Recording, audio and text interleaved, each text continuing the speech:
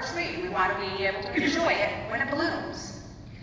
There's a couple of verses I want to highlight, starting with a time to break down and a time to build up.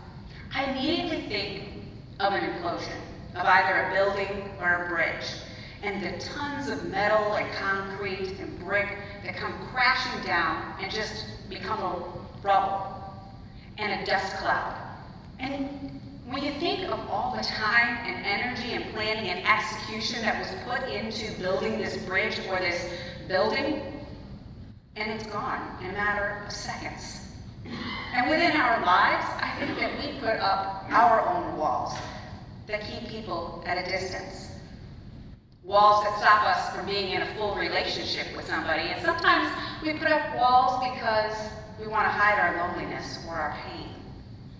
Maybe our walls look like a permanent smile because we don't want to let people fully know our range of emotion. Maybe we're afraid that if they get to see all of us, they won't like all of us. But once we break down those barriers, it makes room to build up trust, to build up love, and to build up respect for each other and self-respect as well. The next verse that I want to focus on is a time to weep and a time to laugh.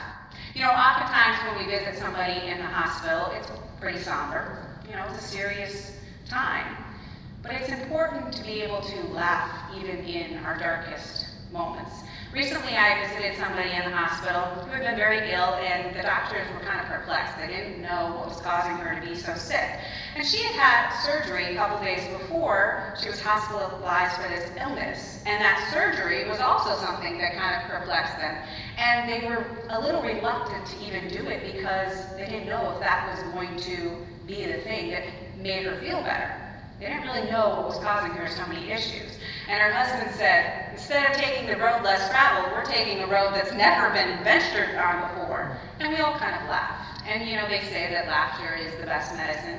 You know, and laughter decreases stress hormones. And it increases immune cells. And it's important to be able to laugh, even kind of in our dark times. A time to mourn and a time to dance. I love how polar opposite these are. When I think of mourning, I think it goes deeper than sadness, because I feel like mourning is kind of an ache. It's something physical almost. And I often think of people who have lost a spouse who they've been with for decades.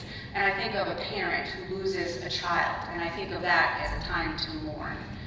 But then there does come a time when there is this opportunity to dance, when we get to turn the memories into gifts and use those throughout our daily lives. A time to seek and a time to lose. I listen to K-Love Radio, it's a Christian radio station, and a lot of times the lyrics of these contemporary songs have a lot to do with being lost and wandering. You know, when God steps in is when we're at that point in our lives. And even though He's walking with us daily, we're not always going to feel that nudge. If you don't need the nudge, then you're not always going to see it. But when you're at the low point and you're in that wilderness and you're just kind of lost and you cry out, well, that's when He shows up. And it's during those depths when we are seeking something greater than ourselves, we make room for God. And we lose things like the selfishness and the grudge that we've been harboring. I can completely relate to the verse that says a time to keep and a time to throw away. Because I'm one of those people. Every 3 to 4 weeks, I get in the mood, and I like to toss things, and I like to recycle things. That's just who I am. And I think that sometimes people who don't like to get rid of things, I think they're afraid that by doing that, you might get rid of a memory. But for me, a memory is something that's close to me, in my heart and in my soul. When my dad died, and we had to go up to my childhood home, it seemed like kind of a big task. You know, it was a 5-bedroom house, I have 3 older brothers, there's a full basement, and my parents had done a really good job over the years of kind of whittling down and getting rid of some stuff. But it was still a lot of things to go through, and I had to kind of laugh when we got to this one section where they had kept all the trophies and the certificates from school and all that kind of stuff, and I just got rid of it all. I mean, it was very important to me at the time, and I appreciated it, and it was nice to kind of reminisce, but I didn't need that anymore. And it's okay to sometimes release things from our life. It doesn't mean that we forget about them. A time for silence and a time to speak. I immediately think of some of the great orators and people who have had a lot to do with civil rights and equality. You think of Rosa Parks and how she refused to go to the back of the bus and how her actions spoke louder than words. I think of Martin Luther King Jr. and his I Have a Dream speech, which he said, "So even though we face the difficulties of today and tomorrow, I still have a dream. It is a dream deeply rooted in the American dream." I think of Martin Luther, the founder of our religion, who was embattled with this idea of the Catholic Church selling indulgences. You know, he became very depressed and sad. I mean, this really troubled him. And he finally came to the conclusion, I cannot and will not recant anything, for to go against conscience is neither right nor safe.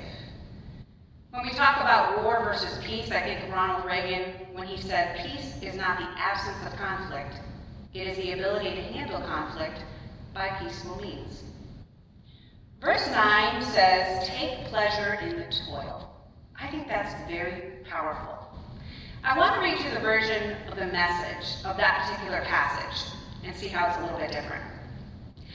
I've had a good look at what God has given to us to do. Busy work mostly. True, God has made everything beautiful in its time. But he's left us in the dark, so we can never know what God is up to, whether he's coming or going. I've decided that there's nothing better to do than go ahead and have a good time and get the most we can out of life. That's it. Eat, drink, and make the most of our job. It's God's gift. So I've been trying to lose weight for a few months here. My doctor advised me to, and she said, you know, give up bread, give up pasta. And I've been doing pretty well for a while, but I work at a coffee shop Fridays and Saturdays, and they have lots of goodies and bagels and all that kind of stuff. And it was getting near my break, and my coworker said, okay, what are you going to have today? I said, I've been so bad this week. I've had bread, I've had chips and dip. And she says, but are you happy? And I kind of brushed off the question, and I said, yeah. And she said again, but are you happy? And she was basically saying, look, if you're happy, don't sweat the fact that you had a little bread or some chips. It's not going to be the end of you. And she's right. You know, we do all need discipline in our lives, and I know I need to discipline myself a little bit better. But we can also enjoy life at the same time. I stumbled upon a saying this week that I really like. It's called the 5 for 5 rule. If it's not going to matter in 5 years, then don't waste more than 5 minutes worrying about it. I think that's great. And if we can adopt that into our own lives and put it into practice, I think that we would be so much less stressed and we wouldn't worry as much.